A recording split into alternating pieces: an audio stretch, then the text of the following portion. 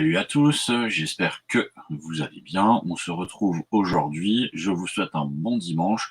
N'hésitez pas à liker, commenter, partager, vous abonner à la petite cloche pour pouvoir suivre les vidéos. Bon dimanche à tous. N'hésitez pas à nous rejoindre sur Discord, hein, évidemment. Aujourd'hui, on est sur la 10e vidéo de Ken Review. Et comme c'est la 10e vidéo, c'est un peu une vidéo anniversaire. Alors, on va un petit peu sortir de l'histoire de Ken. Voilà, il y aura des vidéos anniversaires où je ferai des vidéos un petit peu sur d'autres mangas ou d'autres choses pour un petit peu proposer un autre type de contenu sur le 10. Et comme vous l'avez vu dans la miniature, aujourd'hui, on va parler de l'empereur du mal dans Dragon Ball, n'est autre que Freezer.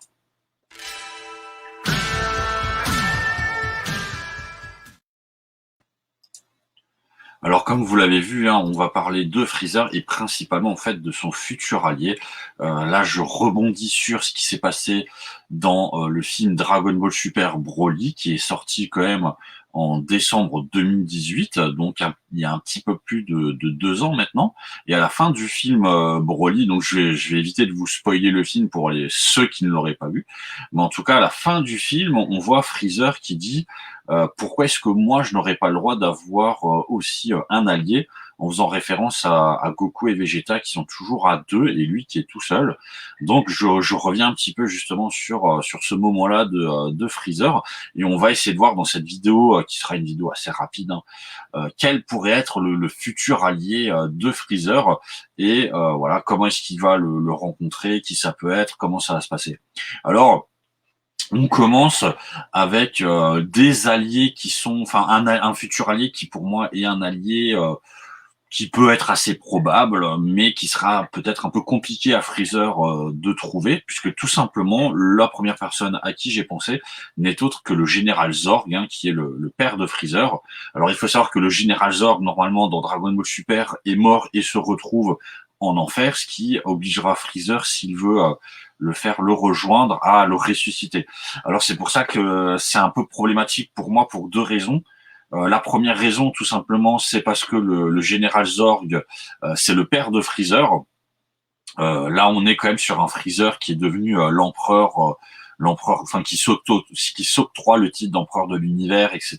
Qui est un personnage qui, à mon avis, aurait du mal à à recevoir encore des ordres de son père, même si évidemment dans Dragon Ball Z, quand on a vu son père qui l'accompagnait sur Terre pour se venger de Goku, ils avaient l'air de très bien s'entendre, mais voilà, à la fois le fait de devoir le ressusciter et à la fois, je pense, peut-être le statut que le général, qui pourrait être un statut supérieur à Freezer, aurait, ferait que même si c'est un personnage qui pourrait être assez intéressant, puisque le général Zord, on n'a jamais vu ses transformations. Donc, est-ce que s'il se transforme, il ressemble à Freezer? Est-ce que il est sur des transformations beaucoup plus badass? Est-ce qu'il serait encore plus petit, etc. On ne sait pas. Ça serait assez intéressant de le découvrir, mais ça reste pour moi quelque chose d'assez peu probable, puisqu'il y a surtout, effectivement, comme je vous l'ai dit, la problématique de la résurrection. Freezer, il n'y a pas un milliard de solutions. Les Dragon Ball de la Terre, dans le film Dragon Ball Super Broly, ça a déjà été utilisé, donc ça serait un peu compliqué pour lui de revenir les utiliser. Il y a les Dragon Ball sur la planète Namek, mais de la même manière, euh, je n'imagine pas Freezer venir sur la planète Namek et ne pas zigouiller les Namek. Voilà, il va pas venir réussir à les récupérer et repartir, voilà. Et il y aurait les super Dragon Ball, mais là ce serait aussi très compliqué. Donc le général Zorg, ça pourrait être un personnage intéressant, mais c'est un peu compliqué. Ensuite, on a Cell, Cell qui pour moi est un personnage peut-être plus intéressant pour Freezer, puisqu'on l'a vu aussi quand Freezer et Cell étaient en enfer à la fin de l'arc Cell, justement, quand Goku était mort et qui rencontrait pour la première fois Paikwan. Voilà, ils sont partis en enfer, et on a vu aussi dans l'arc Boo que les deux semblaient plutôt bien s'entendre. Donc Cell, je vous le rappelle aussi, hein, c'est un cyborg, un androïde qui a été créé à partir des cellules à la fois de Goku, de Vegeta, de Piccolo, de Freezer, de son père, etc. demi-frère ou quelque chose comme ça, avec qui il pourrait, pour moi, beaucoup mieux s'entendre que son père, mais on a toujours la problématique, en fait, de la résurrection. Donc, et après, Cell, c'est vrai qu'on a déjà beaucoup vu sur lui, mais comme pour le général Zord d'ailleurs, hein, peut-être que le général Zord ou peut-être que Cell pourrait atteindre une espèce de golden Cell, golden général Zord pour équivaloir avec golden Freezer. Ensuite, on a les personnages en fait que Freezer pourrait aller chercher. Donc le premier personnage que Freezer pourrait aller chercher, ce serait Frost, hein, qui est le Freezer de l'univers 6. Frost et Freezer qui, à un moment, on va dire, se sont plutôt bien entendus pendant le tournoi du pouvoir, mais bon, vous avez bien vu que Freezer n'a pas hésité à trahir Frost. Frost, malheureusement, reste un personnage relativement faible par rapport à Freezer, mais voilà, est-ce que ça pourrait pas valoir le coup d'aller chercher, de le ramener, de l'entraîner? Après, il y a une problématique qui est évidemment pour Freezer de devoir passer de l'univers 7 à l'univers 6.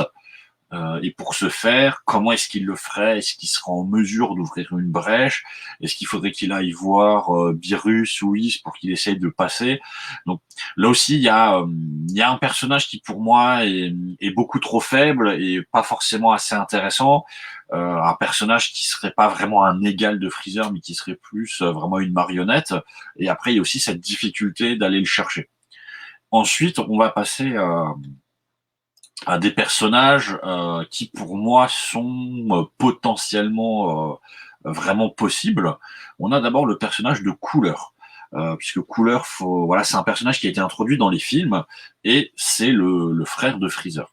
Alors ça, c'est assez intéressant puisque Dragon Ball Super Broly, on a quand même la canonisation du personnage Broly. Et donc là, est-ce qu'on pourrait pas avoir la canonisation du personnage de Cooler, tout simplement, qui intégrerait vraiment l'histoire canonique de Dragon Ball. Pour Cooler, ce qui peut être intéressant, c'est qu'il n'y a pas forcément besoin de le modifier visuellement. Peut-être un petit peu changer sa couleur de manière assez légère ou changer sa physionomie en le rendant un petit peu moins musclé ou un petit peu plus musclé en fonction des envies des créateurs. Mais en tout cas, Cooler, ça pourrait effectivement être le personnage qui pourrait le plus coller à ce nouvel allié de Freezer, hein, puisque c'est son frère, ils font partie de la même race, ils ont les mêmes pouvoirs, et pour le coup, ça peut vraiment être quelqu'un qui peut agir en égal avec lui, et ça serait vraiment intéressant de le canoniser. De la même manière, on a aussi la canonisation possible de Slug, qui pourrait être un nouvel allié de Freezer, hein, voilà, personnage qui apparaît dans les films et qui pourrait aussi avoir sa canonisation. Alors Slug, ça serait intéressant puisqu'il a quand même, comme c'est un Namek, il a des connaissances justement sur les Dragon Ball et on pourrait essayer de voir est-ce que Slug serait pas en mesure de fabriquer des Dragon Ball noirs pour réaliser des espèces de vœux maudits ou je ne sais quoi. Mais pour moi, Slug est quand même moins à la fois intéressant, impactant et logique que Cooler, puisque Cooler, encore une fois, c'est le frère de Freezer, c'est celui qui a le plus sa place, on va dire, en tant qu'allié. Et on aurait sur les alliés potentiels qui pourraient apparaître et qui sont issus justement de la saga des films qui pourraient être canonisés, on a Thalès qui pourrait aussi faire son apparition. Thalès, ben, tout comme Broly en fait, Thalès pourrait intégrer Dragon Ball Super en étant tout simplement un personnage que Freezer aurait rencontré sur une planète. Comme Broly, ça pourrait être un Saiyan qui serait perdu sur une planète, qu'il n'aurait pas réussi à quitter puisqu'il n'y a pas de vaisseau, en tout cas il n'y a pas la technologie qui lui permette de quitter la planète, ou peut-être même qu'il n'a pas envie de quitter la planète.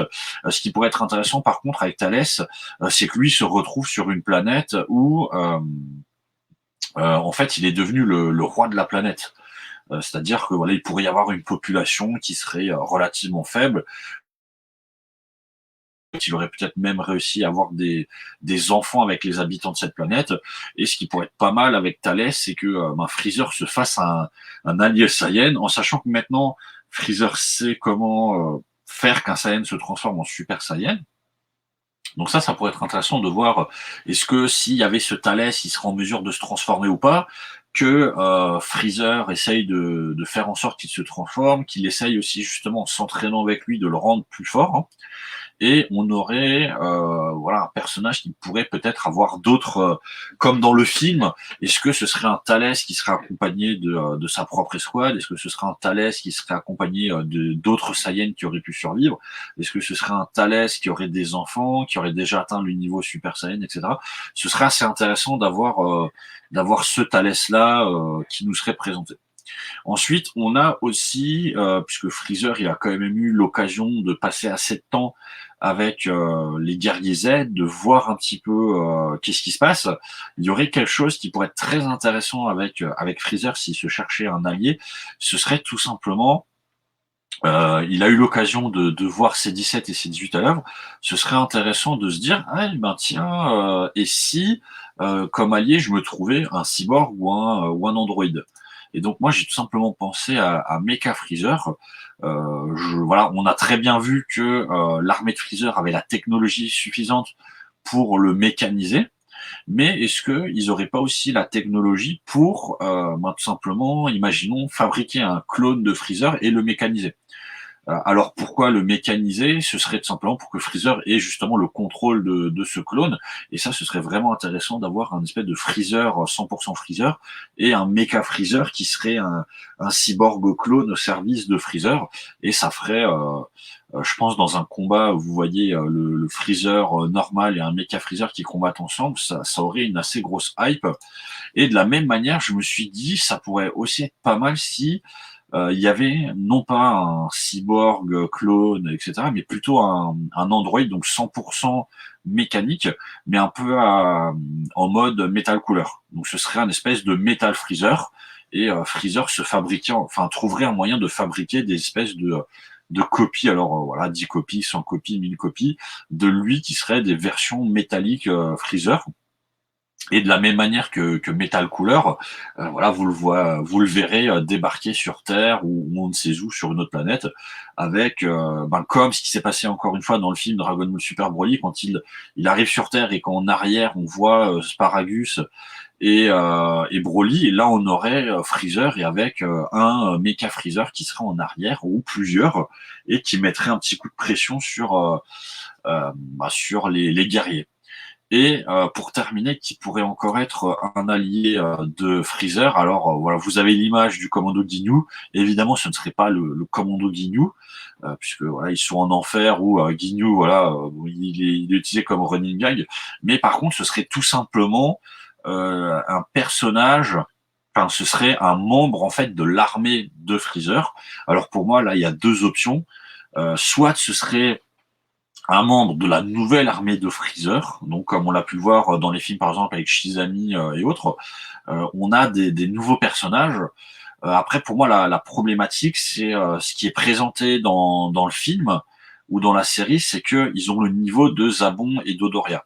Alors il faut savoir pour ceux qui s'en souviennent ou qui ne s'en souviennent pas, Zabon et Dodoria, si on parle dans les vieilles unités de l'arc Freezer, ils ont 22 et 23 000 unités.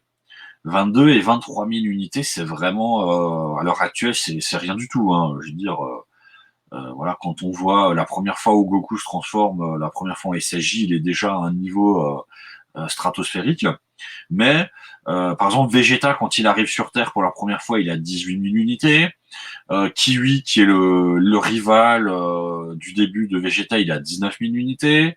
Et ensuite, on a le commando Ginyu. Si on enlève Guldo, le petit vert, on a le commando Ginyu qui se retrouve justement entre 30 et 120 000 unités. Donc on a des personnages qui sont relativement faibles. Donc introduire un personnage nouveau de l'armée de Freezer, pour moi ça me semblerait assez compliqué parce qu'ils n'ont pas forcément un niveau. Après, même effectivement dans le film et la série, on nous introduit que le fait de s'être entraîné pendant 6 mois avec Freezer pour lui permettre de devenir Golden Freezer, ça les a rendus vraiment beaucoup plus puissants. Ok, mais même c'est pas suffisant pour tenir tête à des personnes qui peuvent devenir des SSJ Blue, etc.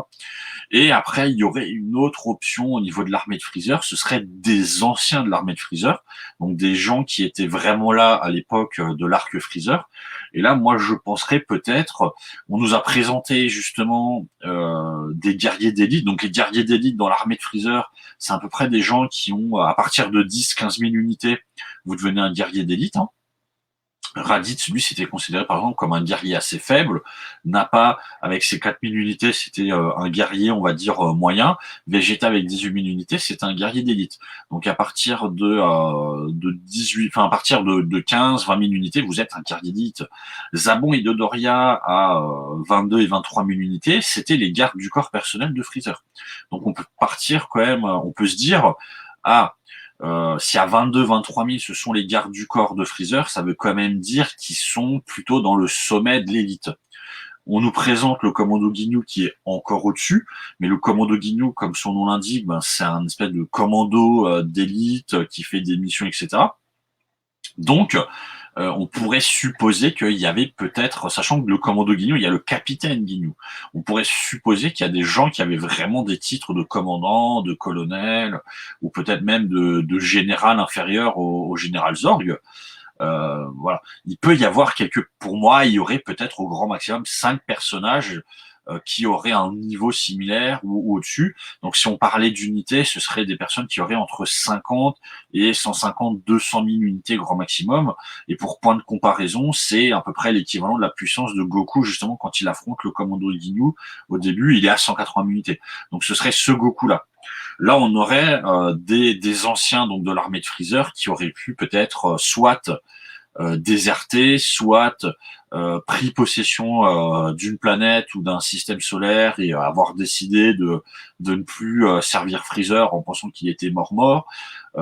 Peut-être que certains ont été tués, hein. Je vous rappelle aussi que suite à la mort de Freezer et à la mort supposée de Goku à la fin de l'arc Freezer, Vegeta est sur Terre et une fois qu'il est remis sur pied, il repart dans l'espace pour aller massacrer ce qui reste de l'armée de Freezer. Donc on pourrait supposer que peut-être ils ont été massacrés par lui. Mais si maintenant il y en a un qui avait peut-être survécu, qu'il avait continué peut-être de s'entraîner, de devenir plus fort, on pourrait avoir un personnage qui serait sans doute un peu plus puissant et qui, effectivement, en s'entraînant avec Freezer, pourrait peut-être atteindre un niveau. Mais voilà, introduire quelqu'un de l'armée de Freezer, l'armée de Freezer est quand même relativement dépassée. Ce sont plus des personnages maintenant qui servent de running gag quand vous regardez un petit peu tout ce qui se passe dans Dragon Ball Super. Et il reste évidemment un ultime personnage qui serait l'introduction d'un personnage au final dont on ne sait absolument rien. Ce serait voilà créer un personnage ex nihilo from scratch de nulle part et nous présenter un personnage de nulle part. Après pour moi la problématique de présenter un personnage vraiment de nulle part ce serait que même si l'univers est vaste etc c'est vrai que Goku, Vegeta n'ont pas forcément l'opportunité de rencontrer tous les êtres de l'univers. Par contre, Beerus et Whis, eux, étant donné qu'ils sont en charge de l'univers, ils doivent avoir cette information.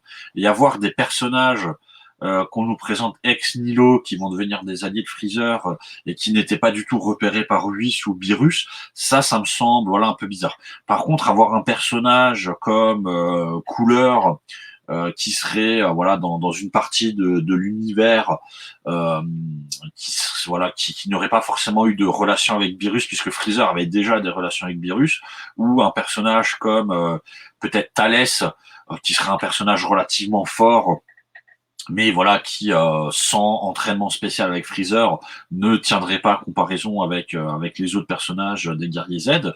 Ça c'est tout à fait plausible. Et ce côté peut-être fabriquer un androïde, ressusciter quelqu'un, ça voilà, ressusciter un mort, ça peut être aussi intéressant puisqu'il est mort. À partir du moment où il est mort, il est un petit peu sorti de l'histoire, mais ressusciter quelqu'un qui est mort et que Freezer connaît, ça ce serait aussi intéressant. En tout cas moi je verrais bien Cooler, je verrais bien Thalès, je verrais bien un androïde et je verrais bien peut-être la résurrection de Cell.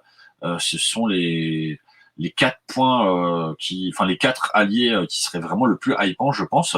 N'hésitez pas à me dire ce que vous en pensez en commentaire. N'hésitez pas à liker, commenter, partager, vous abonner. N'hésitez pas à nous rejoindre sur Discord.